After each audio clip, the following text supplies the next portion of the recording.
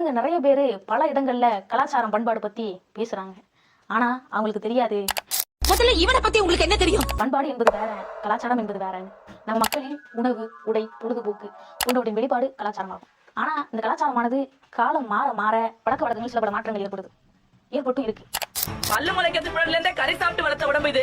என்னால போய் இந்த இலை செடி கொடி எல்லாம் சாப்பிட்டு இருக்க முடியாது. முன்னாடிலாம் நம்ம வீட்டுக்கு யாராவது வந்தாங்கன்னா நீர் கொடுப்போம், இல்லைன்னா மோர் கொடுப்போம். இன்னைக்கு நம்ம வீட்டுக்கு யாராட்டும் வந்தாங்க அப்படின்னா காப்பி கொடுக்குறோம், தேநீர் கொடுக்குறோம், குடிப்பானம் கொடுக்குறோம். கலாச்சாரம் என்பது காலத்தால் மாறுபடுகிறது. ஆனால் பண்பாடு என்பது ஒரு பண்பாடு இல்லை என்றால் பாரதம் இல்லை. பண்பாடு அப்படின்றது அப்படி கிடையாதுங்க.